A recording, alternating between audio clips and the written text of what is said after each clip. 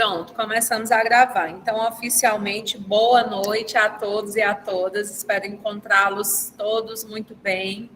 Inicio a aula agradecendo pela gentileza de vocês na semana passada, né? Eu deveria ter ficado ao vivo, como a gente está hoje, e eu não consegui entrar, né, por conta lá do evento da UFCA. Então, reforço aqui, né, nesse momento síncrono, meu pedido de desculpas. E aproveito para avisar para vocês que a aula de reposição ela está disponível no Unileão Digital. Se ficar alguma dúvida com relação ao conteúdo que está lá ministrado, eu peço a gentileza de que vocês entrem em contato comigo pelo WhatsApp ou que, enfim, aproveitem os nossos próximos encontros para tirar as possíveis dúvidas.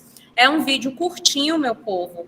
Só tem 24 minutos. Eu acho que essa é uma orientação brilhante do nosso comitê pedagógico, né? A gente não consegue manter um tempo de atenção superior a esse, né, diante de uma tela, quando não se tem nenhuma interação, quando se trata de um vídeo gravado. Então, normalmente, quando a aula é assíncrona, o máximo que eu abuso ali da paciência dos meus alunos é com vídeos de até 30 minutos. Então, o vídeo acaba ficando um pouco mais corrido, né? Eu falo mais rápido, tem bastante informação, mas pelo menos eu acho que ajuda e facilita nessa questão da gestão do tempo, porque 30 minutinhos é bem mais fácil da gente conseguir, da gente se motivar para assistir do que um vídeo de 1 hora e meia, até porque tanto a gente não tem concentração para isso, como também a gente normalmente não tem tempo, né? As demandas já estão bem acumuladas. Então, recado dado sobre a gravação do vídeo, que é a reposição da aula da semana passada. Se vocês assistirem a aula e sentirem necessidade que nós façamos um encontro extra para compensar, né, já que foi uma falta da minha parte, tem problema algum. Eu tenho toda sexta-feira livre, ABCD da noite, tenho também alguns horários da tarde, então se vocês quiserem fazer uma aula ao vivo também, né, como aula de reposição, etc., é só comunicar aí o representante de turma que ele fala comigo e eu me disponibilizo com vocês, tá bom? Eu não gosto de pendências e me esforço ao máximo, acho que vocês já sabem, já me conhecem de outros carnavais, para cumprir, né, todo o cronograma, tudo direitinho, e por isso eu já, né, de antemão, coloco essas questões. Não acho que a gente vai ter problema com relação ao nosso conteúdo, né, ao conteúdo da disciplina, o nosso cronograma está sendo bem cumprido, graças a Deus. O que falta agora são 3 conteúdos para a gente ver, né, tudo aquilo que está elencado lá no nosso cronograma de disciplinas, né? Falta a gente ver a questão de parcelamento e loteamento do solo urbano, falta a gente dar uma revisada na Política Nacional de Resíduos Sólidos e tratar do Estatuto das Metrópoles e saneamento básico. Então, basicamente, 3 assuntos, ainda temos um mês de aulas, graças a Deus o feriado da semana que vem não coincidiu com a nossa aula, então tem tudo para dar certo, ok? Queria tirar uma dúvida com vocês com relação à AV2, né? Aproveitar aí o clima de AV2, que ainda está distante, só para que a gente mantenha nossos acordos atualizados.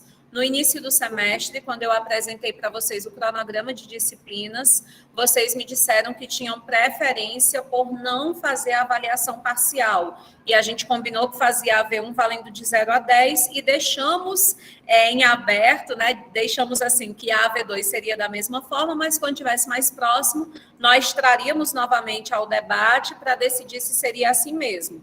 Não sei se vocês lembram, mas eu até tinha trazido uma proposta de AV2. Ai, que coisa linda que eu estou vendo aqui, meu povo. A menina de Amara vestida com roupa de bailarina. Que coisa linda.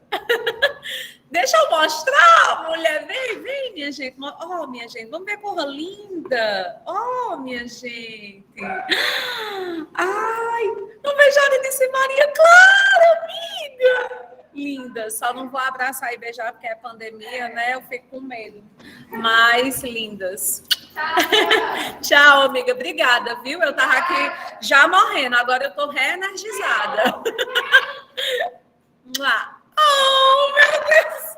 Soltando beijo com o coração. Oh, meu Deus do céu, tomara que a minha já cresça.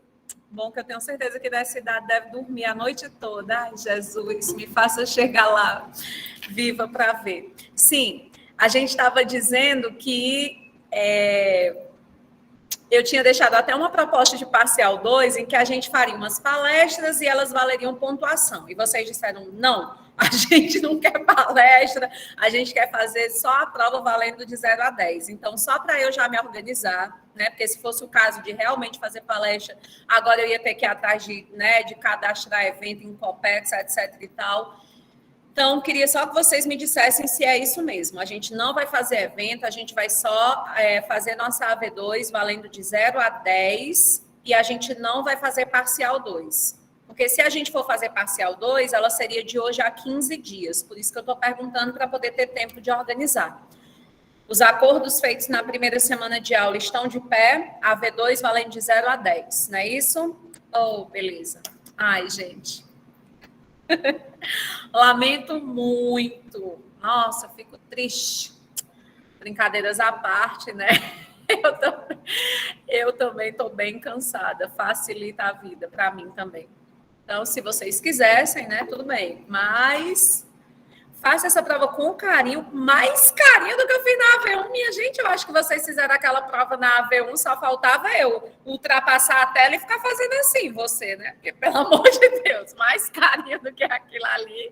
Tanto que as notas foram excelentes, em nome de Jesus, tudo certo. Ai, meu Deus do céu, como é bom. Minha filha, tava boa, tava ótima, tava assim, fenomenal. Bem estilo 10º, nem se preocupem, contem comigo. Seguindo, então, beleza, era só esse mesmo aviso. Então, vou aqui apresentar para vocês nossos slides, tá bom? A gente deixa tudo registradinho, é bom que está gravado, porque se de repente que a gente só tem 26 alunos aqui, eu acho que a turma é maior que isso. Se alguém não concorda, não estava aqui para participar ao vivo, né? Não tenho como fazer nada. Então, deixa eu apresentar aqui. Professora, me dê licença a interrupção, eu gostaria de tirar uma dúvida contigo. Mas antes de tirar a dúvida, eu gostaria de parabenizá-la aí pela posição que assumiu junto à OAB do Crato. Tenho certeza que foi uma decisão muito acertada. Muito parabéns, viu, professora? Obrigada.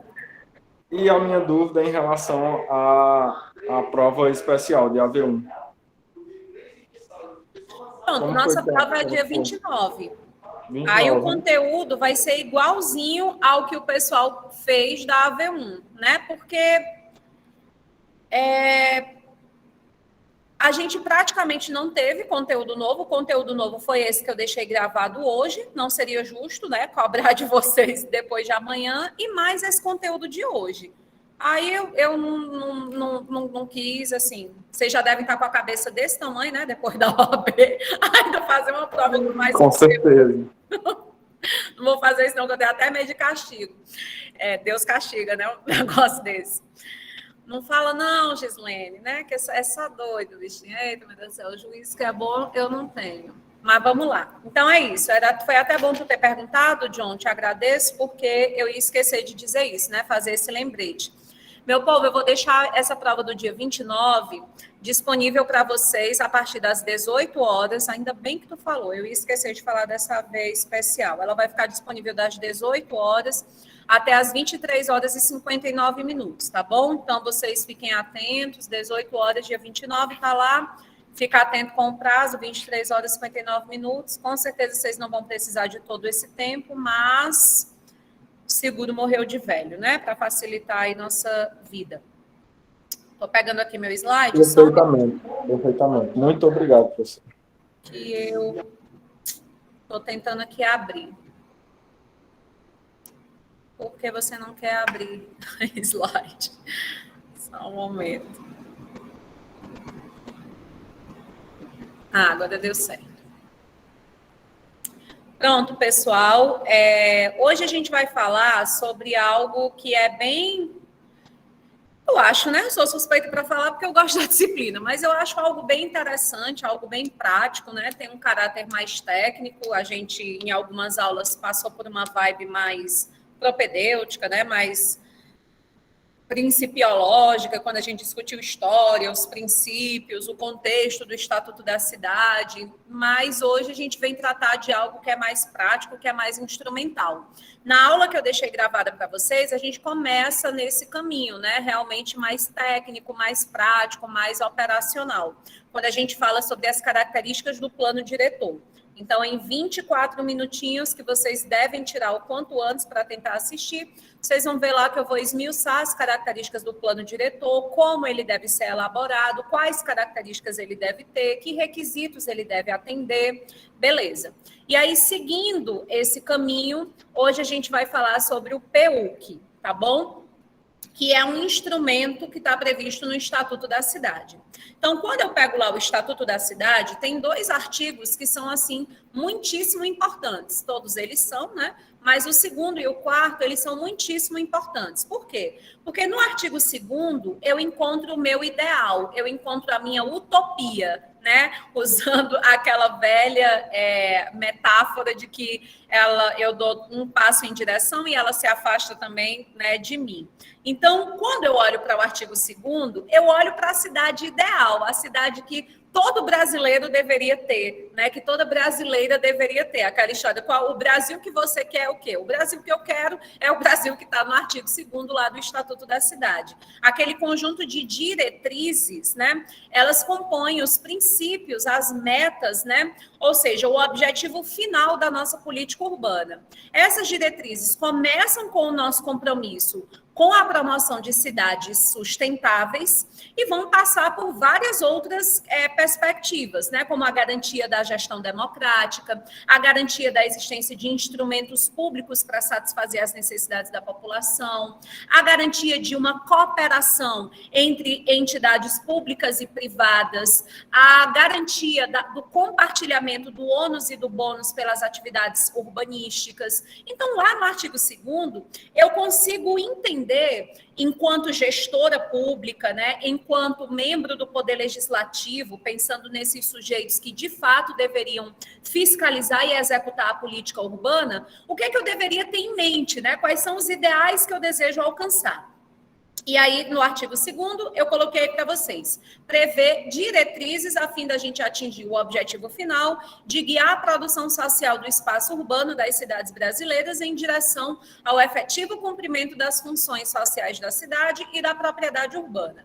Então, a gente está no artigo 2º, no ideal, né, no DVC, nesse guia principiológico que nos leva a uma situação que nos traria a dignidade da pessoa humana, o desenvolvimento econômico, a sustentabilidade. No artigo 4º, aí a gente já vai encontrar não algo de cunho abstrato, mas sim de cunho prático. É como se o legislador estivesse dizendo, olha, eu não estou aqui só para discutir o sexo dos anjos, né? Para dizer, deve ser garantida a dignidade da pessoa humana. Ok, como? De que forma prática? Quais são os meios que eu vou te dar, gestor público, sociedade, para que, de fato, essa dignidade seja alcançada? Então, é isso que a gente encontra no artigo 4º. E aí, a nossa aula de hoje é basicamente sobre esses instrumentos que estão no artigo 4º, né? A gente vai falar sobre alguns deles na nossa aula de hoje e vamos continuar a discussão sobre os demais na aula da semana que vem. Hoje, a gente vai falar basicamente sobre o parcelamento, a edificação compulsória e o IPTU progressivo no tempo. Então, instrumentos, ou seja, algo prático, né, meios para que esses princípios saiam da teoria, saiam do DVC e a gente tenha condição de uma aplicabilidade prática, né, de um contexto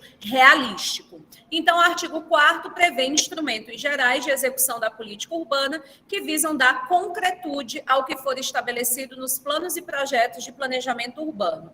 Algo muito importante, que eu sei que é óbvio, mas por desencargo de consciência eu vou dizer, né, eu acho que merece ser reafirmado, é que essas diretrizes que estão lá no Estatuto da Cidade e esses instrumentos que estão lá no Estatuto da Cidade, eles compõem um rol meramente exemplificativo, né? Tipo assim, eu estou aqui te dando alguns exemplos, sociedade, gestores públicos, e na hora que você for confeccionar o plano diretor do município, na hora que você for traçar as metas, as estratégias para o desenvolvimento urbano aí da sua cidade, obviamente você pode pensar em outros instrumentos, você pode estabelecer outras diretrizes, desde que elas não estejam na contramão do que é a política urbana consolidada lá na Constituição Federal de 88 e nas diretrizes e nos instrumentos aqui do Estatuto da Cidade, que foi mais ou menos, né, aquilo que eu perguntei para vocês, por exemplo, na nossa prova de AV2, quando eu perguntava lá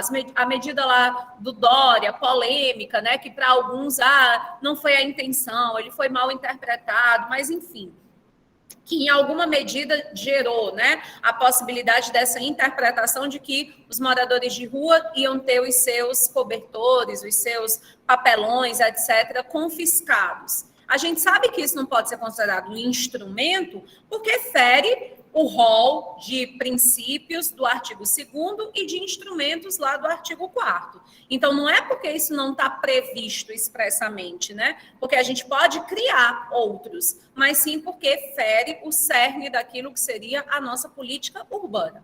Então, dito isso, vamos considerar aqui, né, que esses instrumentos, os instrumentos estão no artigo 4º do Estatuto da Cidade, eles são divididos em instrumentos de 3 tipos, né? A gente pode classificar esses instrumentos em instrumentos de 3 tipos.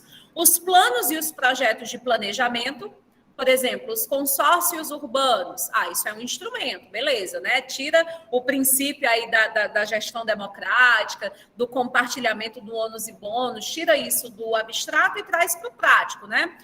Mas que tipo de instrumento é esse? Com certeza é um instrumento do tipo projeto, plano de planejamento.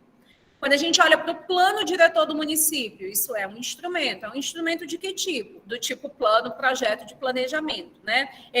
São todos aqueles instrumentos que estão muito nessa perspectiva de estabelecer as metas, né? As diretrizes, os programas que serão traçados a curto, médio e longo prazo para que se atenda à política urbana. Então, esses instrumentos são desse primeiro tipo aí. Outros instrumentos, eles vão ser instrumentos tributários e financeiros. O que a gente vai estudar hoje, por exemplo, né, o IPTU progressivo no tempo, ele tem esse caráter, né? A gente vai utilizar de um instrumento financeiro, né, de um instrumento tributário, do IPTU, para conseguir fazer com que aqueles sujeitos que ainda não atendem à função socioambiental da propriedade atendam, né? E aí a gente tem outros instrumentos que são do tipo jurídicos ou políticos propriamente ditos, né? Por exemplo, um tombamento, né? Isso é um instrumento jurídico, né? Que a gente vai declarar, é um ato administrativo do tipo declaratório, né, que vai nos trazer ali a possibilidade de reconhecimento do valor imaterial, e isso é um instrumento jurídico, político. Então, a gente classifica dessa forma, depois, se vocês quiserem ir até o artigo 4º, dar uma olhada, né, e tentando classificar, vocês vão perceber que é bem simples, né, porque conhecendo o direito, como vocês já conhecem, né? São praticamente egressos, já estão dando tchau, já viram aí todo o conjunto de disciplinas básicas do curso de Direito. Então, vocês conseguem facilmente identificar o que está nesse caráter mais de planejamento, o que tem um aspecto financeiro, né? E aquilo que realmente é de cunho eminentemente político, né? No sentido de discricionário, de escolha, e jurídico propriamente dito. Nesse sentido, e eu não vou cobrar isso, né? Só a título mesmo de desencargo de consciência, trazer o máximo possível de informação para vocês. Esse aqui foi um lembrete que eu deixei, que eu já comentei, então vou só fazer a leitura do slide.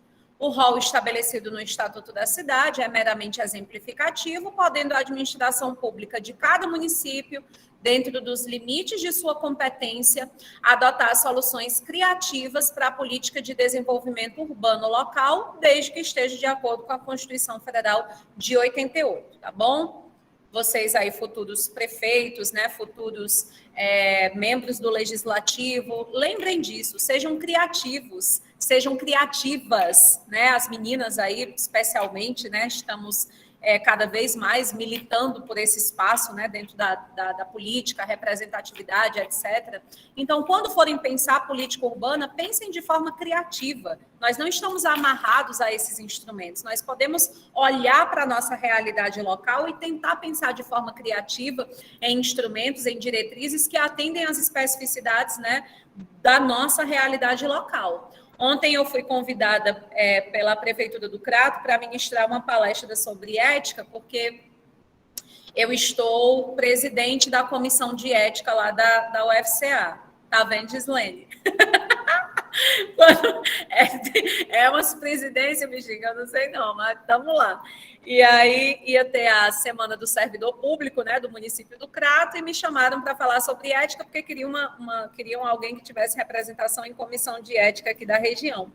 E aí eu fui, quando chego lá, me deparo com o vice-prefeito do município, o vice-prefeito que foi meu colega de faculdade, né, não chegou a concluir o curso de Direito, não lembro em qual semestre que ele parou, mas que lembro muito, né? Tinha boa relação e foi uma satisfação reencontrá-lo. E aí, nessas horas, mais uma vez, fica bem evidente, né?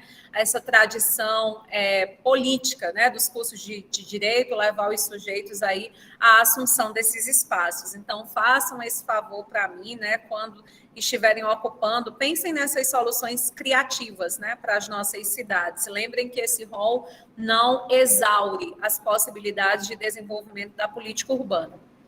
E aí, pensando nesses instrumentos, a gente vai falar hoje sobre o PUC, né, o parcelamento, a edificação ou a utilização compulsória.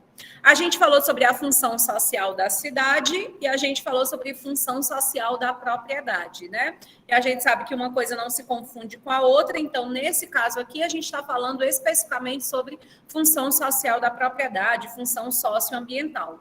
Como nós temos o interesse, né, de acordo com o que está lá na Constituição Federal de 88, de garantir a dignidade da pessoa humana, o desenvolvimento, né, econômico, a promoção do bem-estar, e o Estatuto da Cidade deixa muito claro que a cidade tem que ser sustentável, e uma das coisas que o Estatuto da Cidade deixa muito claro quando vai definir o que é essa cidade sustentável é justamente o direito à moradia. Então, esse instrumento ele vem bem ao encontro dessa cidade sustentável, porque como é que a gente reconhece que no nosso país nós temos um seríssimo problema de acesso à moradia, né? A gente tem um seríssimo problema de habitabilidade, centenas de milhares de pessoas morando em condições inadequadas. Como que a gente pode admitir que num país que tem esse tipo de problema, existem edificações abandonadas, existem terrenos onde nada foi construído, que não são utilizados, que não são adequados. Então, justamente como uma questão até de ordem lógica, né, para combater esse problema, o Estatuto da Cidade nos traz essa possibilidade de que, no caso de nós estarmos diante de uma propriedade não edificada, subutilizada, não utilizada, que nós nos utilizemos desses instrumentos da edificação compulsória, do parcelamento compulsório, da utilização compulsória, para tentar promover o direito à terra urbana. O direito à terra urbana que acabaria gerando para nós o direito à moradia adequada. Só que para realizar isso, a gente vai trazer aquela velha história, né? Lembram de quando a gente estudou licitações sustentáveis, que eu dizia para vocês, gente, de boa intenção, o inferno está cheio. Não adianta você, enquanto gestor, se propor a realizar licitações sustentáveis, se você não coloca quais são os critérios de sustentabilidade que serão levados em consideração no edital do certame, né? O edital tem que trazer todos esses requisitos, senão essa licitação ela não vai ser válida, ela está ferindo o princípio da legalidade. Então, usando dessa mesma lógica, a gente vai trazer para cá. Então, o gestor público, por melhor boa intenção que tenha, né? Eu estou fazendo isso para garantir a função social da propriedade, para garantir o acesso à moradia, por isso que eu estou determinando aqui essa edificação compulsória, essa utilização compulsória. Se isso não tiver previsto em lei, essa ação vai ser considerada completamente equivocada, né? Nós estamos diante aí de um ato ilícito. Por quê? Porque o próprio Estatuto da Cidade, ele nos traz essa obrigatoriedade. Para que o município possa realizar edificação, utilização e parcelamento compulsório, é preciso que essa determinação esteja prevista em norma. O ideal é que a lei que vai prever esse PU que seja o plano diretor, porque, obviamente, é no plano diretor que a gente vai encontrar toda a política urbana, né? A gente vai encontrar diretrizes, a gente vai encontrar todo o planejamento, todas as ações voltadas para a garantia do bem-estar da sociedade. Então, ali é um instrumento ideal para que a gente trate disso. Mas se por acaso é um município que tem menos de 20 mil habitantes, não compõe região metropolitana ou aglomeração urbana, não compõe uma área de interesse turístico, não compõe uma área onde existe ali o desenvolvimento de empreendimentos, né, que são poluidores ou potencialmente poluidores, não compõe uma área que é sujeita a deslizamento, a acidentes hidrológicos, etc. Então, esse município não é obrigado a ter plano diretor. Menos de 20 mil habitantes e não atende nenhuma dessas outras condições que estão lá no Estatuto da Cidade, ele não vai ser obrigado a ter plano diretor. Então, nesse caso, a gente resolve com o Poder Público Municipal, com o Poder Legislativo Municipal, fazendo uma lei específica somente para prever as condições em que o PUC ele vai acontecer. Tranquilo? Até aqui? Beleza? Tranquilo, perfeito. Beleza. Seguindo, a gente então precisa só classificar um pouco melhor, para não confundirmos, né? O que é que seria esse terreno, essa área urbana não edificada, subutilizada e não utilizada, né? Então, quando a gente fala sobre o terreno não edificado, não existe edificação. Então, o coeficiente de aproveitamento é zero. Eu estou falando, portanto, de terrenos vazios localizados em áreas urbanizadas. Eu não estou falando de terrenos vazios que ainda não compõem a área urbanizada da cidade. Porque talvez esse terreno aí, ele vai ser justamente destinado para o parcelamento. Vai ser um loteamento, e por meio desse loteamento vai se transformar em espaço urbano, em território urbano. Então, isso aí não é não edificado. Então, você passa, por exemplo, por uma área que não compõe o perímetro urbano, beleza, tá tranquilo, não é caso aqui de edificação compulsória, não. A gente está falando daqueles terrenos que normalmente, infelizmente, acabam se transformando em terreno baldio, né? A Política Nacional de Resíduos Sólidos trata essas áreas como área órfã, vocês lembram disso, né? Que é aquela em que a gente não sabe quem provocou a degradação, por isso que ela é chamada dessa forma, né? Ela é órfã porque não tem como a gente definir quem é o pai, a mãe daquele lixo todo.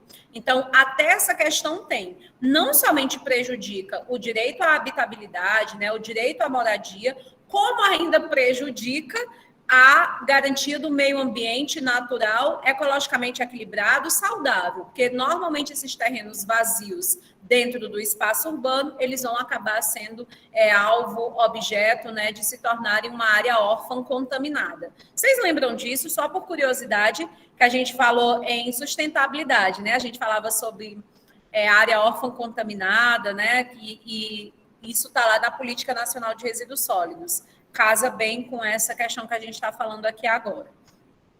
Então, beleza, não edificado, terrenos vazios. Subutilizado. Subutilizado, gente, é aquele terreno cujo aproveitamento é inferior ao mínimo legal estabelecido.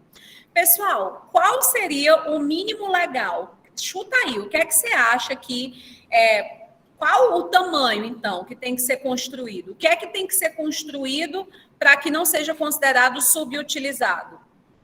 Tem como a gente definir isso de forma genérica, assim, estabelecer um parâmetro, né, que valha para todas as cidades? Vocês acham que esse coeficiente ele está previsto lá no nosso Estatuto da Cidade?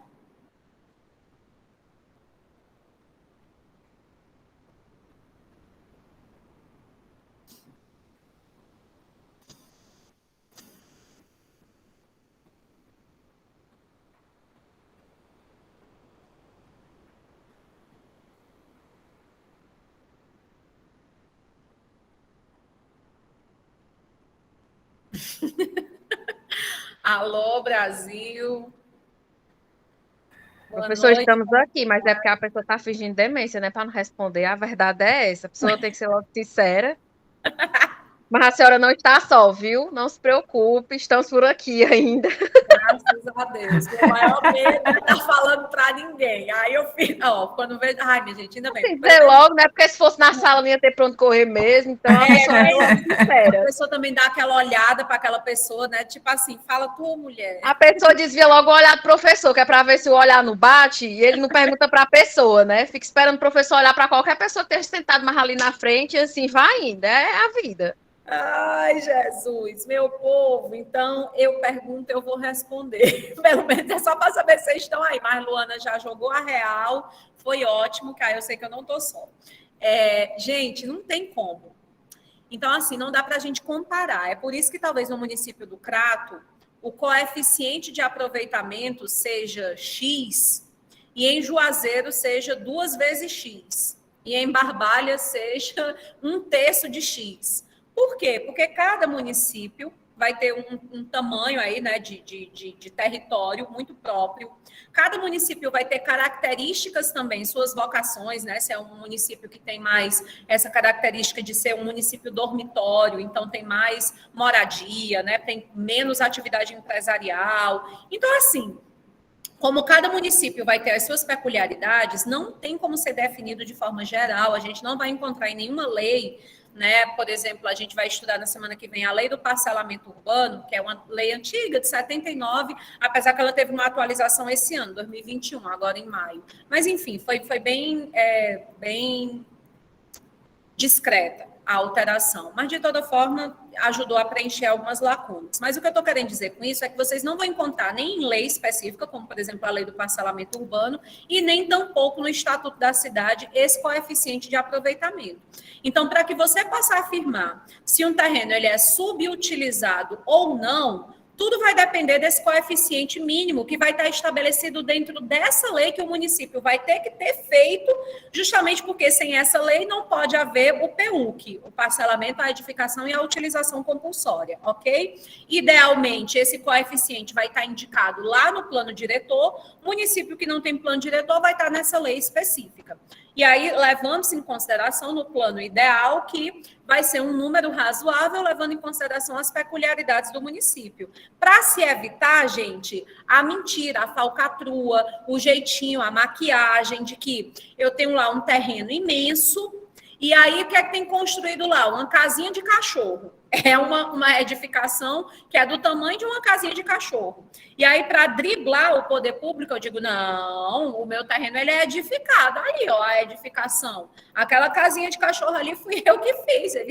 Ele tá cumprindo com a função social dele. Então, para evitar isso, é que se estabelece esse coeficiente mínimo que o poder público vai ter que, inclusive, atualizar, né? Por isso que é interessante que o plano diretor... Interessante não, é necessário, né? Previsão legal, está lá no Estatuto da Cidade. Que ele seja revisto a cada 10 anos, justamente para a gente perceber se esse coeficiente deve ser mantido, se ele deve ser ampliado, se ele deve ser reduzido, tá bom? Então, subutilizado é isso. Até tem alguma construção, mas essa construção ela não é suficiente para que esse terreno, essa propriedade cumpra com a sua função social. Então, o coeficiente de aproveitamento é inferior ao mínimo legal estabelecido.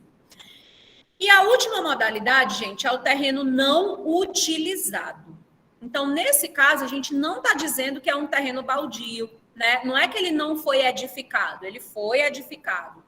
E não é que ele não atenda ao coeficiente mínimo da edificação. Ele até atende o coeficiente mínimo de edificação. Só que aquilo ali não serve para nada. São aqueles imóveis urbanos desocupados, abandonados. Parece aquelas casas mal assombradas. Normalmente está tudo pichado. Normalmente está cheio de mato. Normalmente é um espaço que contribui para ações de violência urbana, ações para o tráfico. São os centros urbanos, infelizmente, boa parte dos nossos centros urbanos, me vem à mente sempre o centro de Recife, né? Eu passei 2 anos da minha vida indo para Recife praticamente toda semana, né? Na época que eu estava na coleta dos dados da pesquisa de doutorado, porque eu trabalhava com a Faculdade de Direito de Recife, etc. e tal, enfim, me parte demais o coração quando eu lembro. Não que Fortaleza seja diferente, não que Juazeiro seja muito diferente, mas assim, quando a gente lembra, né, que é uma das capitais mais antigas do país, toda aquela memória histórica sendo assim perdida, dá muita pena, né? Assim, é muito triste. E aí, que realidade é aquela? É justamente uma realidade em que a gente está lidando com terrenos não utilizados. Então, a gente tem a construção, ela está dentro do coeficiente mínimo, só que não se cumpre com a função social porque está despencando, está prejudicando. Lembram que o urbanismo ele tem uma preocupação estética? Lembram quando a gente falou do histórico, né? É sanitarista, é social, mas é também estética. Essa coisa da cidade bonita, né? Da cidade que atrai, isso também faz parte do urbanismo, isso também é interesse, né, dos urbanistas. Então, prejudica até essa perspectiva do urbanismo. Tranquilo? Beleza? Show! Para frente. Então, o PEUC, juntamente com o IPTU progressivo no tempo e a desapropriação mediante pagamentos em títulos da dívida pública, são os chamados, então, esse pacote, que eu chamo de pacote mamãe vai lhe bater, porque assim, a gente começa com o PEUC, que é o poder público dizendo, rapaz, você foi notificado, você ajeite aí esse negócio, construa alguma coisa, se não edificado, construa direito, se é subutilizado, ou faça a reforma necessária, se é não utilizado. Né? E aí você não faz isso. Então, o poder público chega mais perto. A mãe já pegou na chinela. Está dizendo assim, não vai fazer não, mas ainda está na ameaça. E aí vem uma segunda etapa, que é a do IPTU progressivo no tempo, que já dói bastante, porque dói no bolso. Né? Em tese era para doer, porque esse IPTU vai poder chegar até 15% superior ao valor ordinário. E aí, se não teve jeito, você continuou teimando, continuou desobedecendo, aí a chinelada mesmo, é a pancada, que é perder a sua propriedade, é ser desapropriado.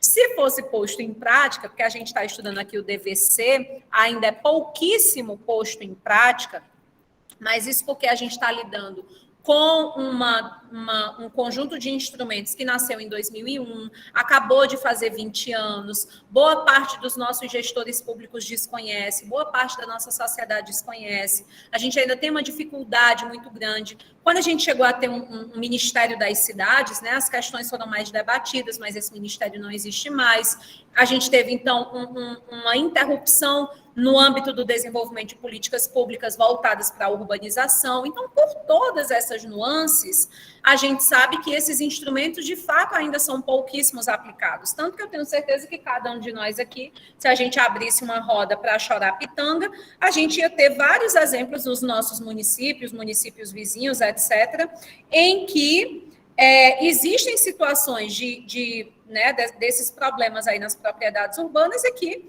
o poder público nunca fez nada, nunca aconteceu nada. Mas como a gente não vai chorar pitanga, porque chorar pitanga não resolve demanda, a gente vai pensar o seguinte, beleza, eu tenho esse conhecimento, daqui para frente, no campo da minha atuação, e aí chamo muita atenção para você que pretende ser membro do Ministério Público, né? Defensora pública, enfim, vocês têm muito poder em mãos, né, para tentar garantir uma implementação de uma política urbana no âmbito aí dos seus municípios. Então, pensar sobre isso, né? Eu acho isso super importante, pensar para além do cargo, para além do vou ganhar muito bem, vou ser chique e importante, mas como... já que é a história, né, de servidor público, servidor é quem serve, como através do exercício dessa função eu sirvo melhor aqui à comunidade. Então, esses instrumentos, sem dúvida, podem ser uma ótima forma de prestação de serviço para a comunidade. E eles são chamados de instrumentos indutores da função social da propriedade. Eles existem para induzir, né, pressionar para que aqueles que ainda não cumprem com a função social da propriedade possam fazer. A aplicação desses instrumentos é sucessiva, de forma que eu não posso de cara, por exemplo, aplicar o IPTU progressivo no tempo, e tampouco eu posso de cara desapropriar. Eu preciso seguir essas etapas sucessivamente, né, para que a função social da propriedade, desculpem, ela possa ser de fato cumprida. Comparando com direito ambiental, né? Hoje de manhã eu estava dando aula de direito ambiental e dizendo para os meninos aquelas etapas todas, né, do licenciamento ambiental, que a gente tem uma licença prévia, depois uma licença de instalação, uma licença de operação, e eu dizendo para eles que essas licenças não necessariamente elas vão precisar ser concedidas de forma sucessiva. Vocês lembram disso, de direito ambiental? Porque isso tem total relação aqui com direito urbanístico.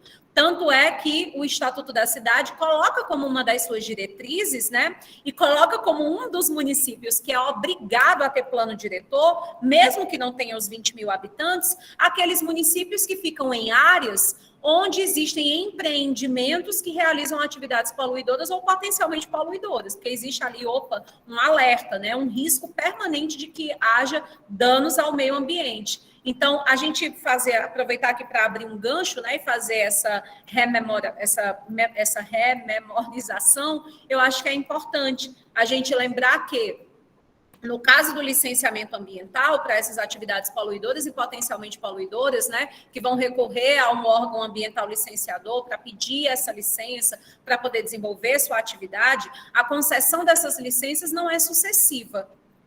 Você pode receber de cara uma licença de instalação sem ter passado pela licença prévia. Você pode receber de cara uma licença de operação sem ter passado pela de instalação e pela prévia. Por quê? Porque, dependendo da natureza da atividade, aquelas atividades que são menos poluidoras, que têm menos potencial de causar dano, que existem já medidas mitigadoras do dano, tranquilo, favorável, não precisa passar por todas essas etapas. Então, é diferente aqui do parcelamento, da edificação e da utilização compulsória. É diferente desses instrumentos indutores da função social da propriedade. Nesse caso, a gente precisa seguir essa ordem. Se o município, né, se o gestor público não segue essa ordem, ele está cometendo um ato de improbidade até, ele está cometendo um ato que é nulo, ilícito. Por quê? Porque a gente está aferindo, então, o que está lá na lei do Estatuto da Cidade. Então, precisamos lembrar que, para garantir a desapropriação, eu precisei antes passar pelo IPTU progressivo no tempo e pelo PUC. Então, o PUC, que é o que a gente está estudando hoje, é a primeira etapa, é a primeira fase desse procedimento para induzir a função social da propriedade. Beleza? Ok. Seguindo. O parcelamento, gente, aí vamos falar agora sobre as três, né? Sobre os três instrumentos, de forma individualizada. O parcelamento nada mais é do que a subdivisão de uma área em duas ou mais partes iguais ou não, de forma que resulte em outras partes imobiliárias autônomas.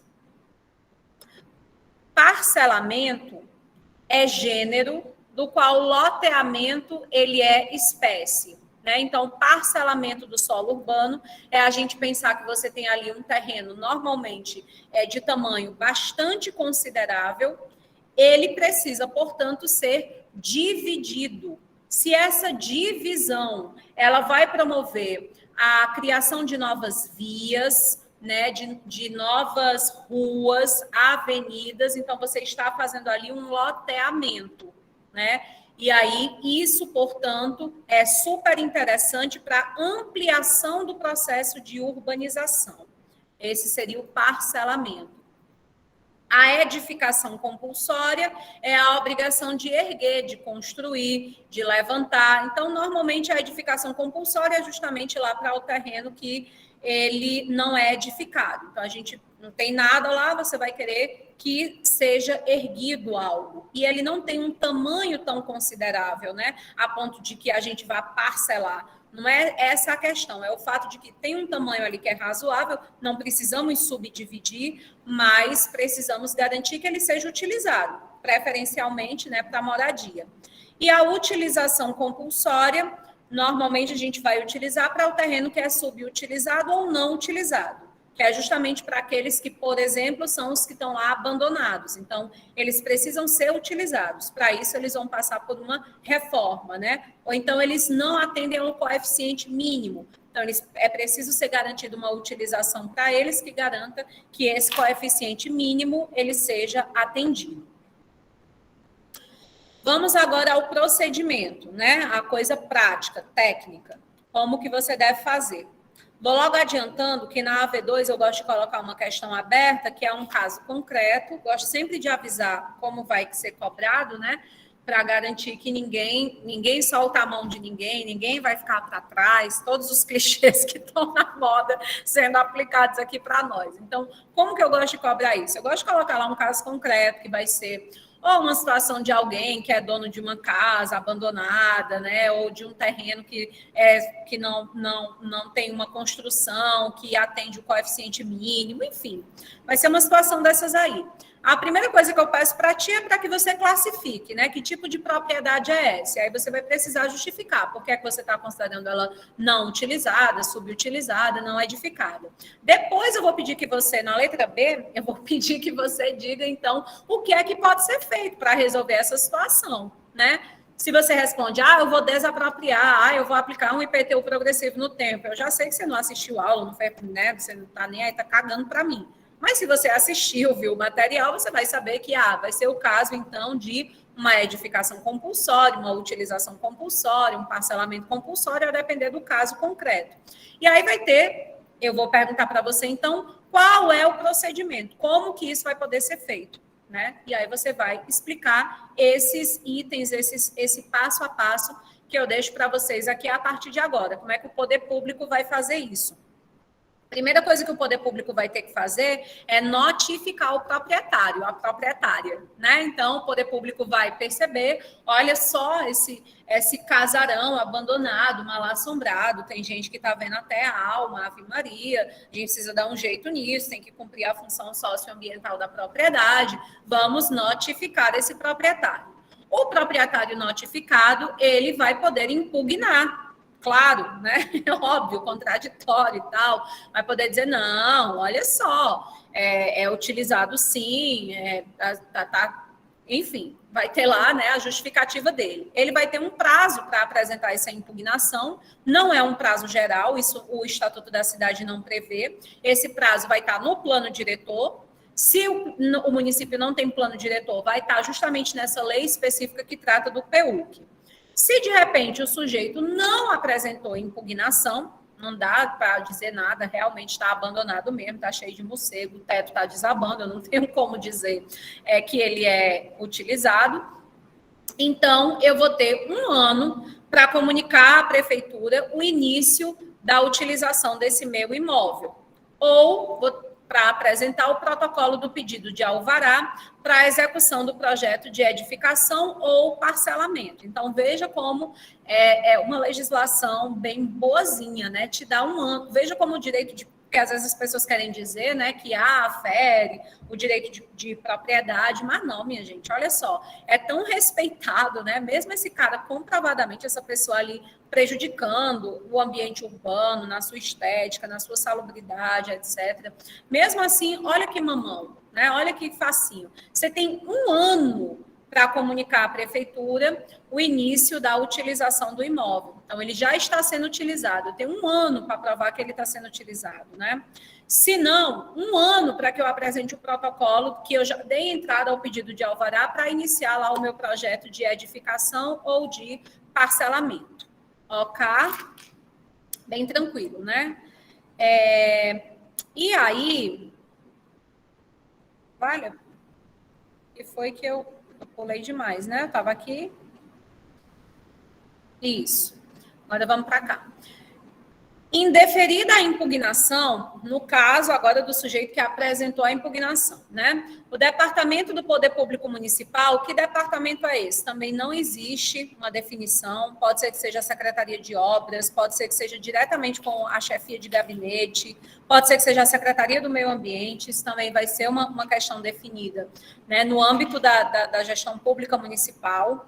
Indeferida a impugnação, o Departamento do Poder Público Municipal tem o prazo de 60 dias para solicitar ao cartório de registro de imóveis a averbação da notificação incidente sobre o imóvel. Então, assim, não apresentou, né, essa indeferida a impugnação, então já vou averbar, né, gestor público, né, poder público municipal, a essa notificação de que existe esse incidente sobre o imóvel, para que já fique registrado, né, esse possível não cumprimento da função socioambiental.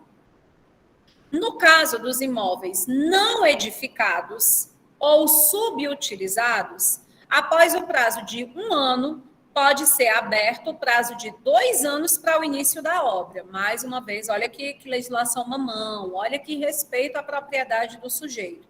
Então, você tinha 1 ano para comunicar que já tem o alvará, 1 ano para dizer que está utilizando, e aí, além disso, ainda pode ser aberto o prazo de 2 anos para o início da obra propriamente dito, sendo obrigatório comunicar todos os atos ao poder público municipal. No caso dos imóveis não utilizados, o prazo é de 1 ano, não improrrogável para comunicar à prefeitura sobre a utilização do imóvel, justamente porque esses aí são os que causam maior dano, né? Estão ligados a ações de violência urbana e prejuízos ao meio ambiente natural, ok? É um procedimento bem técnico, não tem muita explicação, enfim, é o procedimento padrão, né? Na hipótese de não cumprimento, aí pronto. Passou-se esses prazos, né? O sujeito tinha 1 ano para apresentar o alvará, não apresentou. Depois ele tinha 2, ou então ele até apresentou, e aí ele ainda tinha 2 anos para dar início à obra. Ele não fez isso, né? Aí não tem mais, aí Inês é morta, não tem mais como a gente resolver esse problema, né?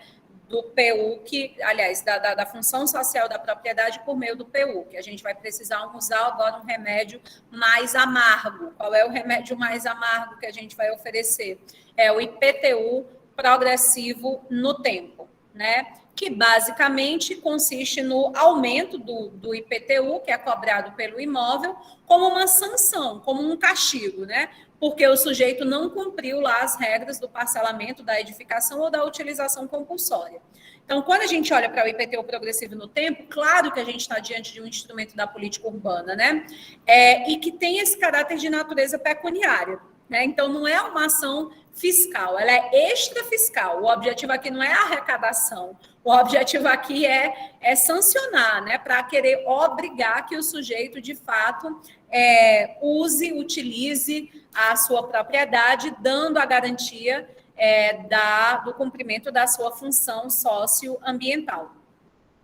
E aí, na lei que vai tratar sobre o PUC, né, vai estar, que idealmente é o plano diretor, vai ser fixado o valor da alíquota, né, a porcentagem aí do IPTU, sendo que o valor máximo dessa alíquota é 15%.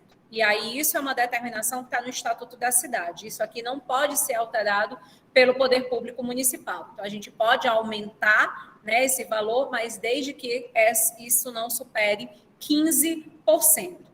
Depois de 5 anos, né, progressivamente, esse IPTU sendo aumentado até esse limite aí dos 15%, mesmo assim o sujeito não cumprindo com a sua obrigação, aí o Poder Público ele vai poder manter essa cobrança pela alíquota máxima, ou ele pode aplicar a desapropriação sanção. Normalmente, os municípios mantêm essa cobrança aí pela alíquota máxima para evitar realizar a desapropriação, porque é como se fosse, enfim, direito de propriedade, vocês sabem, né? Especialmente no nosso país, profundamente patrimonialista. É um negócio que ainda soa estranho, talvez, para muitos gestores. E o interessante dentro desse IPTU progressivo no tempo é a ideia de que, quando a gente olha para o valor da alíquota, né, ela não pode ser mais que o dobro do valor do ano anterior. Né? Tem essa regrinha que eu acho que é interessante, né, a gente observar. E outra regrinha que eu acho que é interessante é que o gestor público não pode, ao contrário do que o novo Código Florestal fez, né, concedendo anistia para quem cometeu crimes ambientais até 22 de julho de 2008, aqui O legislador não permite isso, o Estatuto da Cidade deixou claro, o gestor público não pode conceder isenções, não pode conceder anistia relativa a essa tributação progressiva. Graças a Deus, né, gente? Que é no país do jeitinho, enfim, da malandragem, seria muito possível, né, que campanhas eleitorais financiadas, de repente, justamente por esses sujeitos, que sejam esses proprietários, acabassem resultando, né, nessa anistia, nessa redução. Mas não é possível, por força de lei esta chamada de Estatuto da Cidade. Beleza? Vocês já tinham falado sobre IPTU progressivo no tempo antes, em alguma outra disciplina, lá em tributário, talvez? Rapaz, eu acho que eu já ouvi falar, assim, no IPTU progressivo no tempo. Sim, no tributário 2, acho. Isso, com a professora Yamara. Pronto, ótimo. Então, a gente está aqui mesmo, como eu imaginei, numa atividade de revisão e talvez dando mais ênfase, né, nessa perspectiva aí da política urbana, do cumprimento da função socioambiental. Tranquilo, meu povo? Beleza? Tranquilo, professora. Eu quero aproveitar, então, agora, antes de fazer frequência, para falar com vocês sobre 2 assuntos que talvez os interessem. Eu vou parar aqui minha apresentação, vou deixar os slides lá no portal, no Unileão Digital, e vou apresentar para vocês essa primeira tela. É um evento que aconteceu hoje e vai continuar acontecendo amanhã. Realizado pela UFCA em parceria com alguns grupos de pesquisa e extensão, né, da UFCA e de outras instituições, o LAURBS, o LIEGS, o LACIT. É o 3º simpósio de gestão de cidades. Eu acho que é um evento muito a cara da nossa disciplina, sabe? Vocês perderam, né, colocou até aqui que encerrou, porque teve esse na data de hoje, né, mas amanhã, dia 28, vai acontecer esses painéis no período da manhã. Olha só os assuntos, de 9 às 10h30, governança para o fortalecimento das capacidades governativas das cidades e regiões metropolitanas. Meio-dia, de 10h30 a meio-dia, vão falar sobre região metropolitana do Cariri, trajetórias e perspectivas. De 2 às 5 vai ter a apresentação de trabalhos, aí eu já acho que não vale tão a pena. E à noite o encerramento vai ser, né, talvez vocês não possam por conta das aulas, mas vai ter como tema democracia, desenvolvimento e gestão de cidades, crise, desafios e construção de alternativas. Eu acho que é um evento que talvez valha a pena. A inscrição é gratuita, ele é certificado, às vezes, né, de repente ainda tem alguém que está precisando, né, de horas complementares, alguma coisa do tipo, e aí eu deixo esse convite para que vocês estejam amanhã, tá bom? Eu vou copiar aqui o link das inscrições e vou deixar aqui no chat, porque como tem inscrição gratuita e como é um tema que interessa a quem, de repente, está gostando aí da área do direito urbanístico, pode valer a pena, tá bom? E uma outra coisa que eu quero compartilhar com vocês, que eu acho que a maioria já pode saber, né, principalmente quem me segue aí nas redes sociais, é o meu livro. Nessa semana, eu tive semana passada, nem sei quando foi, acho que já tem uns 10 dias, que o livro está disponível, gente. Eu estou trazendo aqui a página da Amazon, porque é o que tem a entrega mais rápida, né? Mas o livro está disponível no Magazine Luiza, na estante virtual, nas Americanas, enfim, está aí na internet. Eu vou Menina, mas a senhora tá chique, viu, professora? Parabéns pelo livro. Obrigada.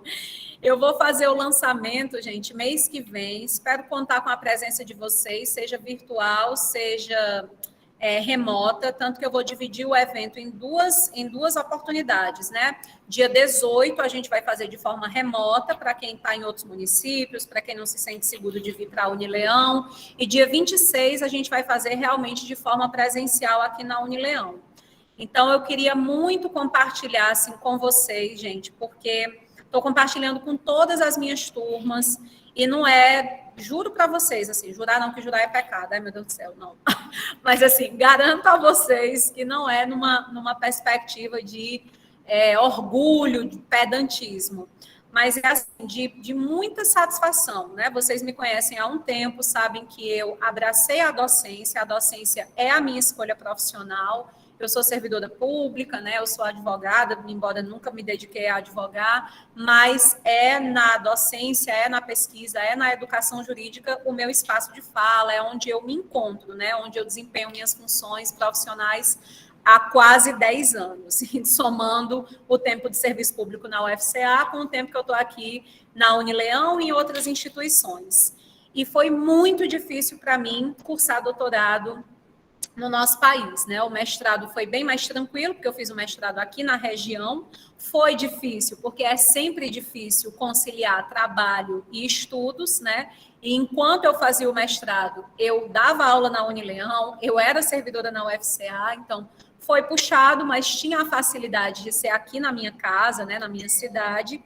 Mas o doutorado não foi assim. O doutorado foi em Fortaleza, né? Eu passei 1 ano e meio da minha vida viajando toda semana para Fortaleza, a maioria das vezes indo de ônibus, muitas vezes chegando em Fortaleza de manhã cedinho, tomando banho na rodoviária, correndo para assistir aula o dia todo na UFC, para voltar de noite para Juazeiro, para no outro dia trabalhar como se nada tivesse acontecido, né? Tendo que dar conta de ser boa aluna lá e de ser boa prestadora de serviços aqui, embora o contexto fosse bem complexo, né, complicado. E aí, publicar esse livro, né, trazendo os resultados que eu coletei, né, durante esse 1 ano e meio de estudo, mais 3 anos de pesquisa. Nesse livro, eu tive a oportunidade, né, como eu disse para vocês, de passar... Depois que eu deixei de ir para Fortaleza, eu comecei a ir a Recife, né, esse trabalho, ele trata sobre a formação dos bacharéis em Direito no século XIX, como que essa ideia de nação, né, essa independência do Brasil, ela foi forjada, ela foi construída a partir da atuação dos bacharéis em Direito, especialmente, né, os bacharéis em Direito da Faculdade de Olinda. Eu fiz questão de terminar a aula um pouquinho mais cedo para conversar com vocês sobre isso, porque, sinceramente, eu acho que, independentemente de você se interessar pelo livro ou não, eu acho que vale aqui como testemunho, né, para todo mundo que tem uma vida atribulada, complicada e que é difícil conciliar aí estudo e trabalho e tal, e que, assim como eu, né, viveu momentos de desânimo. E uma coisa me incomodava muito, sabe, gente? Eu acho que a gente sabe que gosta de ser pesquisador quando a gente desconfia daquilo que a gente lê.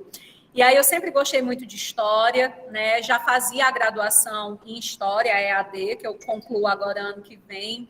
E eu ficava muito assim, ficava achando estranho, porque é que todo livro de História do Direito trazia essa ideia de que da Faculdade de Direito de São Paulo saíram os estadistas do Império, saíram os políticos, saíram as pessoas que tinham projeção nacional, que de fato ajudaram a construir a ideia de nação. E da Faculdade de Direito de Olinda saíram os cientistas, os acadêmicos, a formação era mais científica e não propriamente política.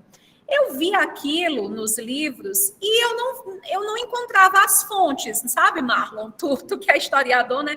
Eu ficava, gente, mas isso é dito pautado em quê, né? Baseado em que, quais são as fontes, quais são as evidências. E aí, normalmente, eu me deparava que a fonte era o livro do Clóvis Bevilacqua, porque Clóvis Bevilacqua tem um clássico, né, que é um livro sobre a faculdade, história da Faculdade de Direito de Recife, que todo mundo que estuda história do direito lê esse livro. Ele produziu lá ali em meados, início do século XX, e a impressão que eu tinha é que ele fez o trabalho, ele é um mega de um jurista, ele é um gênio, e todo mundo saiu repetindo o que ele disse. E eu me dei o direito de duvidar dessas pessoas, da Lilian Schwartz, do Antônio Carlos Volkmann, do Faoro, e de buscar, né, as minhas fontes. E foi com essa ideia que eu entrei no doutorado. E comecei a pesquisa investigando em Recife os arquivos da Faculdade de Direito, e quanto mais eu pesquisava nos arquivos da Faculdade de Direito, mais eu descobria grandes estadistas do Império saídos da Faculdade de Direito de Olinda. Mais e mais a minha desconfiança parecia ter razão de ser, né, de que talvez essa ideia de que o pessoal que saiu de São Paulo eram os estadistas, nada mais era do que, em alguma medida, o resultado dessa dicotomia norte-sul, no nosso caso hoje, né, nordeste, sudeste, sul, que coloca sempre o nordeste numa posição de inferioridade, sabe? Numa posição de menor importância. E aí, a partir dessas evidências, quando eu já tinha bastante fonte coletada, eu, graças ao professor Hercílio, gosto muito de registrar isso, eu conheci um professor português, um contato dele, lá da Faculdade de Direito de Lisboa, e aí ele tinha inserção na Faculdade de Direito de Coimbra, e ele disse, venha, se você vier, eu lhe recepciono e eu lhe acompanho para você ter acesso aos arquivos aqui da Faculdade de Direito de Coimbra e você encontrar ainda aí as fontes que te faltam para você fechar esse quebra-cabeça. Passei 1 ano trabalhando feito louca, mais do que eu já trabalho, que eu acho que já é um rojão de doido. Juntei essa grana, já conhecia, porque na época do mestrado eu também já tinha tido a oportunidade de ir à Faculdade de Direito de Coimbra, e aí me organizei, consegui também um incentivo do grupo de pesquisa desse professor português e fui, né? Passei 2 meses lá em Coimbra e coletei o restante dessas fontes. E aí o resultado de toda essa empreitada, eu terminei de escrever a última página, eu lembro como se fosse hoje, quando eu estava concluindo, quando eu estava grávida de 7 meses de Maria Clara, né? Defendi o doutorado em 1 mês, ela nasceu aproximadamente 32 dias depois, né? Eu tive um parto prematuro. E foi muito suor e sangue, né, para construir esse trabalho. E eu gostaria realmente de compartilhar com todo mundo, né? Não porque eu acho que seja um primor, não porque eu acho que vai ser um livro que vai mudar a história do país, mas porque eu acho que diante de todo esse esforço, de toda essa trajetória, de toda essa dedicação, eu gostaria, né, de trazer à tona de um jeito que pudesse contribuir como testemunho para as pessoas que desejam realizar pesquisa, de que é difícil, mas é possível, e como uma contribuição para tentar diminuir essa história, né, de que ainda hoje é assim, quando alguém diz, nossa, fulano é formado na USP, a gente só falta cair no chão, né? Diz assim, fulano se formou na UFC, aí, tá, beleza, né? E esse imaginário que em alguma medida ainda traz essa coisa de nos separar e nos inferiorizar. E aí eu não vou trazer todos os resultados da pesquisa aqui, não, porque eu vou deixar aí para quem se dedicar à leitura, tá bom? Então, não podia perder o espaço e de divulgar com vocês. E se vocês conhecerem pessoas que se interessam, né, não é uma obra voltada só para acadêmicos de direito, para profissionais de direito, muito pelo contrário, acho que é para todo mundo que se interessa por história do Brasil, né, por entender como que esse país que a gente tem hoje, desse jeito que ele por que é que ele chegou, né, a essa situação. Existe aí uma história que nos justifica que estejamos onde estamos e como estamos. E aí o livro vai tratar sobre isso. Então, vocês me ajudam muito se puderem compartilhar, tá bom? Não vou dizer nem que é comprar, porque eu sei que nem todo mundo vai ter interesse e condição para isso. Mas vou dizer assim que ajudar a compartilhar já é de grande ajuda. E se puder comprar, melhor ainda, né? É um incentivo que você está dando aí para a minha carreira. E eu espero encontrar vocês, seja no evento remoto, seja no evento presencial, tá bom? Dia 18 e dia 26. Eu vou depois colocar aí nas redes sociais. Eu quero a dedicatória, viu, professora? Se Deus quiser, dia 26 no presencial, eu quero estar aqui, né, disponível para a gente fazer as dedicatórias. Eu também, dá tempo de chegar, né, o livro para a dedicatória? Eu acho que sim, porque a entrega da Amazon está muito rápida. Ó. Pedindo hoje, né, eles colocam aqui que chega entre 9 e 12 de novembro. Mas geralmente chega antes, chega com 1 semana depois. Eu também, eu tenho ótimas experiências aí com a Amazon. Já tem, gente, para quem me segue no Instagram, né, já tem lá umas umas publicações sobre o livro. E aí eu estou aguardando aqui a ajuda da Unileão, porque o pessoal está fazendo aí umas artes justamente para isso, para divulgação. E eu agradeço imensamente, tá bom? Se vocês puderem compartilhar.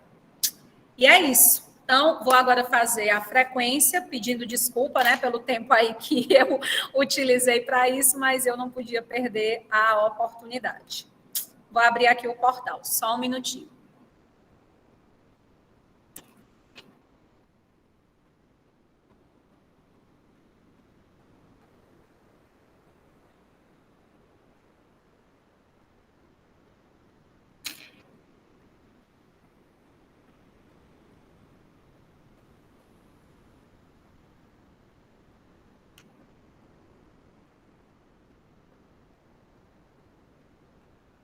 Trezentos e 316.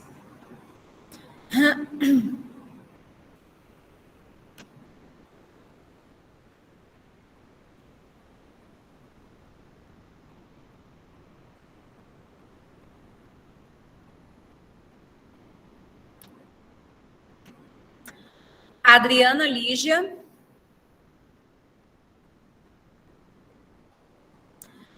Alesca. Ana Karine.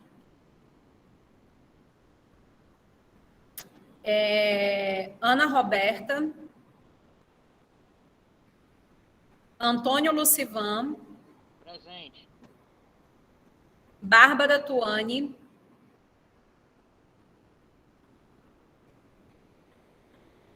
Brenda. Bruno. Caio Ítalo. Davi Pimentel. Beleza, Brenda já tirei aqui. Eduardo. Ok, não, já tirei a falta. Eduardo. Emanuele. Presente, professora. Francisca Aline.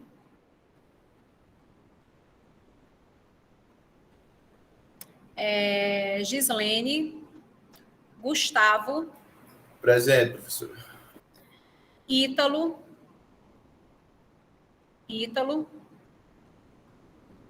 João Vitor. Presente, professora. Joelma. John.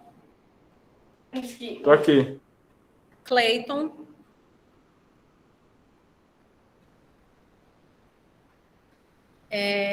Lirinélia.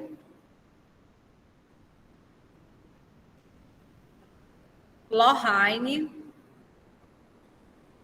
Luana. Presente, professora.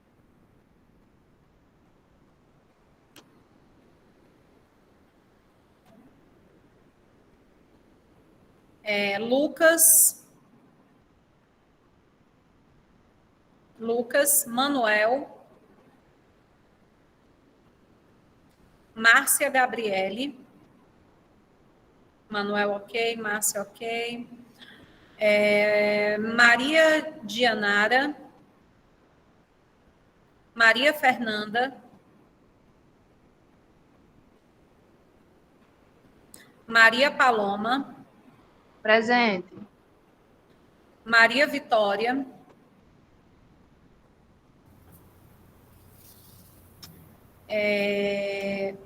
Maria Vitória Leite. Presente. Maria Vitória Gonçalves, está aí? Ou só a Leite? Acho que só a Leite, né? Ok. Pronto, pessoal. A frequência do remoto está feita. Agora... Ai, não, peraí, ainda tem uma galera. Marlon. Aqui, professora. Meire. Cantei Vitória, viu? Meire. Mônata. Milena. Milena Gomes, presente, professora.